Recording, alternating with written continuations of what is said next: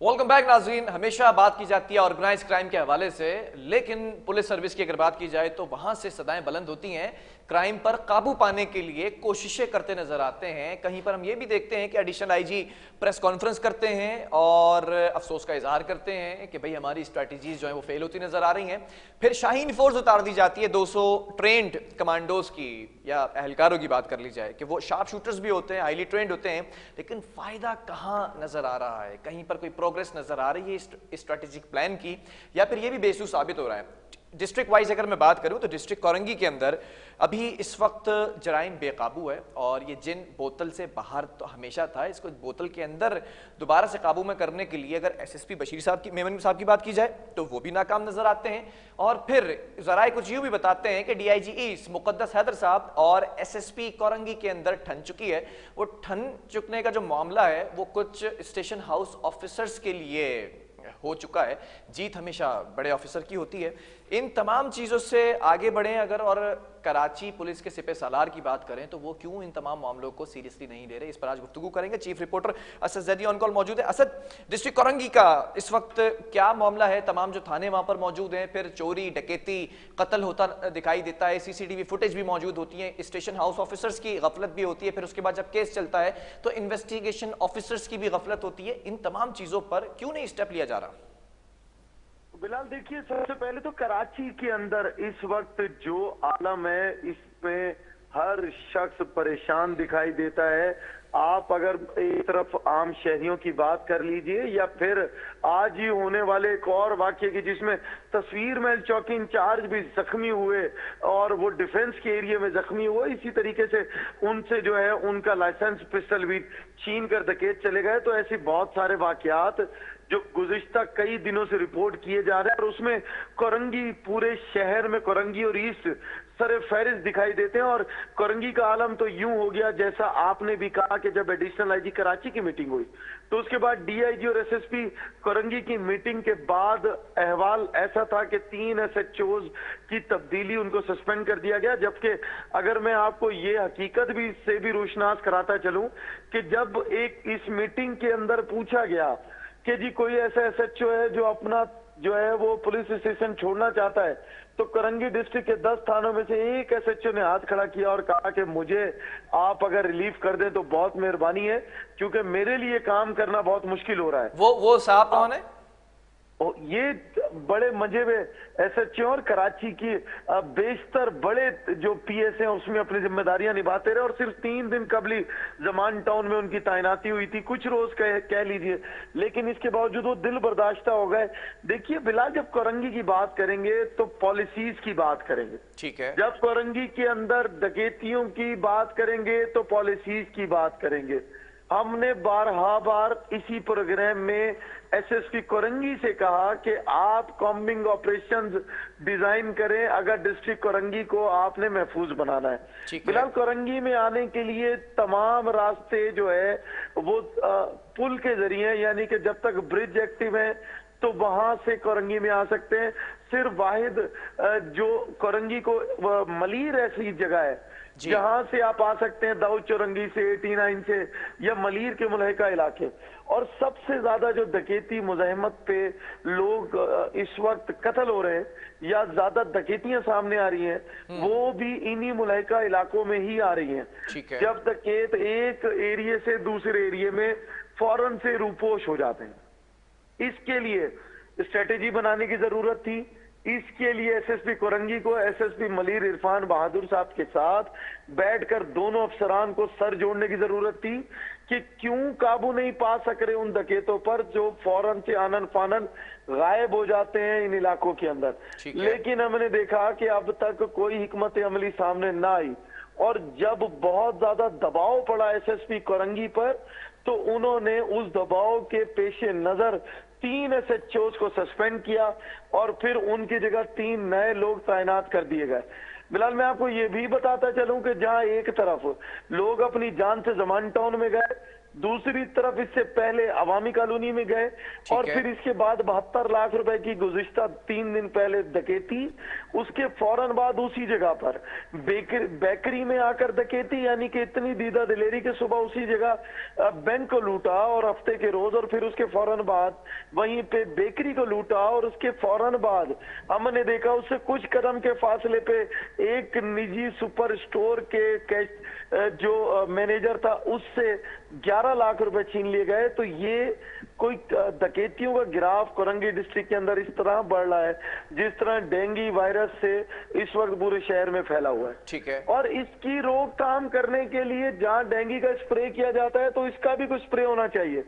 कोरंगी के अंदर combing operations की जरूरत है। हम बार कहते हैं और हमने उसके नताइज भी देखे जब इरफान बहादुर साहब और एसएसपी ईस्ट मिलके जो है वो कॉम्बिंग ऑपरेशन कर सकते हैं, तो क्यों एसएसपी कोरंगी फैसल बशीर मेमन नहीं कर सकते? Combing operation, joint combing operation की जरूरत है। दूसरा, यहाँ पे भी फ्रंट फुट पे लाकर रेंजर्स को एक्टिव करने की जरूरत है। रिक्वेस्ट करें एसएसपी कोरंगी, रिक्वेस्ट करें रेंजर से। अच्छा असद, ये भी जानना चाहूंगा, ठीक है, जब खराब परफॉर्मेंस दिखाई जाती है, जब कारकर्दगी मुतासिर हो जाती है, मफलूज हो जाती है, स्टेशन हाउस ऑफिसर्स के ऊपर तमाम नजला गिरता है, उनको डी सीट किया जाता है, ठीक है, और ये इख्तियार होता है एसएसपी के पास कि वो कर सकता है। जब 3 पुलिस स्टेशंस के अंदर से स्टेशन हाउस ऑफिसर्स को डी सीट किया गया तो फिर उसके बाद ये मामला उठा, डीआईजी लेवल पर गया, मुक़द्दस सदर साहब जो है वो चार्ज में और उसमें रैंक के अंदर एक रैंक बढ़े हैं उनसे, तो फिर ये मामला किस तरफ जा रहा है? क्योंकि अपनी मर्जी के स्टेशन हाउस ऑफिसर्स रखना या चहीते अफसरान को रखना, अगर कारकर्दगी मुतासिर हो रही है तो फिर उनको हटाया क्यों नहीं जाता? बिलाल देखिए, अगर इसी मीटिंग की अहवाल आपको बताता चलूं तो 10 के 10 एसएचओ तब्दील करने की बात की गई थी। अब इसका मतलब ये हुआ कि अगर 3 एसएचओ तब्दील हुए और 10 के 10 एसएचओ के ऊपर मलबा डाला जा रहा है तो कहीं फॉल्ट कमांडिंग ऑफिसर्स में है। आप स्ट्रेटेजी प्लानिंग नहीं दे रहे। आपके डिस्ट्रिक्ट के अंदर बार ये क्यों कहा जा रहा है कि एक ऐसा निजाम राइज है जहां पर कुछ लोग आते हैं और एसएचओ से चीजें तय करके चले जाते हैं। अब अगर बिलाल किसी भी डिस्ट्रिक्ट की मैं बात कर लूं, वहां पर अगर किसी एसएचओ को, स्टेशन हाउस ऑफिसर को एक चीज हफ्ते के बाद देनी होगी, कुछ अमाउंट तय हो जाएगी। ये मैं आपको वो बातें बता रहा हूं जो पूरे शहर में, और उनसे कहा जाएगा। और पिछले प्रोग्राम में भी मैंने ये बात कही कि सबसे पहले तो स्क्रूटनी करें, वो कौन लोग हैं जो खुद बजाते खुद पुलिस से ही कहते हैं, पुलिस के वो कौन से अफसरान है कि जी आपने हफ्ते के बाद आना है, जी हाजिरी लगानी है। तो इन चीजों को जब तक नहीं रोका जाएगा, और फिर मनपसंद एसएचओ, ये जो टेंडर की बात की जाती है कि टेंडर फिल करके, तो फिर वो कहां गया मेरिट? वो मेरिट कहां गया जब एक बोर्ड बैठकर और एक एसएचओ की सिलेक्शन करता रहा? अब वो बोर्ड क्यों दिखाई नहीं दे रहा? और फिर मलबा सिर्फ एसएचओ जो 3 दिन पहले आए, 4 दिन पहले आए, 7 दिन पहले तैनात हुए, 10 दिन पहले तैनात हुए, उन पे डालना। अगर आप एक डिस्ट्रिक्ट के अंदर बैठे हुए, आपके पास ऑफिसर्स की तादाद मौजूद है, आपके पास 10 थाने मौजूद हैं, आपको उसकी स्ट्रेटेजी प्लानिंग बनानी चाहिए। अच्छा असद, एक सवाल और है यहाँ पर जो काबिल गौर है। हम पुलिस सर्विस की बात करते हैं, हम क्रिटिसाइज करते हैं, हम कहीं पर अप्रिशिएट भी करते हैं। हमने लास्ट प्रोग्राम किया, हमने शोहदा के जो बच्चे हैं उन पर भी बात की, हमने जो है वो सरकारी नौकरियों के हवाले से भी बात की जो मेरिट पर हैं। लेकिन सवाल यहाँ पर ये पैदा होता है कि क्राइम कंट्रोल नहीं किया जा रहा, दिन दिहाड़े दनाते फिरते हैं ये मुलजिमान और शहरियों को लूट लेते हैं, कहीं पर मजामत करने पर कत्ल कर देते हैं। अभी हमने देखा कि इस्तांबुल से आए हुए शहरी को भी जो है वो निशाना बना लिया गया। ये तमाम चीज़ें हैं। इस मेरिट रखा गया था, मुझे याद है जब कराची पुलिस चीफ गुलाम नबी मेमन थे, एक मेरिट रखा गया था अपर कोर्ट्स का स्टेशन हाउस ऑफिसर्स के लिए, फिर वो भी हटाकर फिर वो चले गए। अब वो सीपीओ में बैठते हैं आजकल, गुलाम नबी मेमन साहब आईजी सिंध पुलिस है। ये जो मेरिट है स्टेशन हाउस ऑफिसर्स का, और फिर एसआईओ की बात की जाए, सबका एक मेरिट होता है, उस मेरिट की बुनियाद पर क्यों नहीं रखा जाता? बिलाल, अब इसी बात को जो आपने कही, देखिए जब एक एडिशनल आईजी कराची, जब खुद आईजी जो इस वक्त सिंध के हैं वो थे, तो उन्होंने एक मेरिट लिस्ट बनाई। उसके बाद फिर उन्होंने ब्लैक कंपनी बनाई अच्छा, अब हो क्या रहा है बिलाल कि वो जो मेरिट लिस्ट है उसका तो गला घोट दिया गया है। एक एसएचओ एक जगह से सस्पेंड होता है, वो दूसरे डिस्ट्रिक्ट के अंदर तैनात कर दिया जाता है। ठीक है। अगर वो वहां तैनात नहीं हो रहा तो वो एसआईओ की पोस्ट पर तैनात कर दिया जाता है। ठीक है। इसका मतलब ये हुआ कि आपने ऑपरेशन से ज्यादा जो है जिम्मेदारियां उसके ऊपर एसआईओ होने पे डाल दी। मतलब ऐसा ही है, कान अगर सीधे हाथ से नहीं पकड़े तो घुमा के उल्टे हाथ से पकड़ लिया। जी देखिए, अगर आप बात करेंगे ऑपरेशन की, ऑपरेशन में एफआईआर दर्ज होने के बाद जो मेन जिम्मेदारी है और फिर मुलजिम को कटहरे में, कानून के कटहरे में लाकर और उसके खिलाफ शवाहिद प्रोवाइड करने की जिम्मेदारी है वो एसआईओ की होती है। बिल्कुल ऐसा ही है। आपने एक एसएचओ के लिए नायल शख्स को एसआईओ बनाया, उसके बाद वो मुंह अंधेरे आधी रात को लोगों को घरों से उठाते रहे और फिर शॉर्ट टर्म किडनैपिंग के नाम पे बहुत सारे लोगों को, अभी आपने देखा कि क्या हुआ वेस्ट में, एक एसएचओ हटे और कहा गया कि उन्होंने घर से उठाया था और उन्होंने ले जाकर उसको जो है आप फ्राई कर दिया। इसी तरीके से मुतवातिर ये वाकयात रिपोर्ट होते चले आ रहे हैं बिलाल। अब इसमें अब एडिशनल आईजी कराची जावेद आलम ओडो जब डीआईजीज की मीटिंग हेल्ड कर रहे थे और वहां पर एसएसपीज, एसपीज, डीएसपीज और एसएचओज भी बैठे थे, तो उन्होंने, मैंने आपसे पहले कहा कि उन्होंने सिर्फ बात की डीआईजी से और एसएसपी से, तो उन्होंने खुद क्यों प्लानिंग नहीं दी? ये जो 200 पुलिस एहलकार तैनात किए जाएंगे 2.5 करोड़ की आबादी पर, तो वो जो पहले से तैनात है उनका मुसर्रफ क्या है? हर थाने के अंदर जो नफरी पहले से मौजूद है, जिस तरह आज हमने देखा कि अब्दुल रहीम शराजी एसएसपी ईस्ट ने पूरे अजीज भट्टी थाने की नफरी उठाकर शफल कर दी पूरी की पूरी, एसएचओ रेड मोरर को छोड़ के बाकी लोगों को। तो वो इंटेलिजेंस अफसरान कहाँ है? इसी तरीके से कई सालों से एक ही थाने में तैनात पुलिस अफसरान कहाँ है? और ग्राउंड लेवल के ऊपर जो एसएचओज हैं उनके अपनी इंफॉर्मेशन क्या है? आपने कहा कि मेरिट लिस्ट, तो अब भी मैं आपको बताता चलूं 47 के करीब एसएचओज के लिए प्रमोटेड यानी कि अपर कोर्स करके और सिलेक्ट होकर बैठे हुए 47 लोग मौजूद हैं।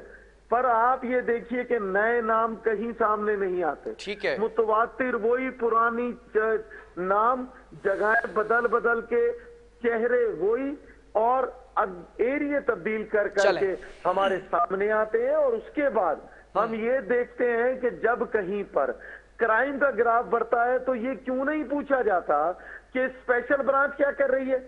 अब वो ठीक है, ये एक बड़ा तवील डिस्कशन जी। वो आईआर रिपोर्ट्स कहाँ गुम हो गई जो कि गुटखा फरोशों की बनाई जा रही थी? ठीक है। वो आईआर रिपोर्ट्स कहाँ गुम हो गई जो कि थानों की बनाई जा रही थी? बिल्कुल ऐसा ही है। आईआर रिपोर्ट्स कहाँ खो गई हैं जिनकी बुनियाद पर लोगों को उठाया जाना था?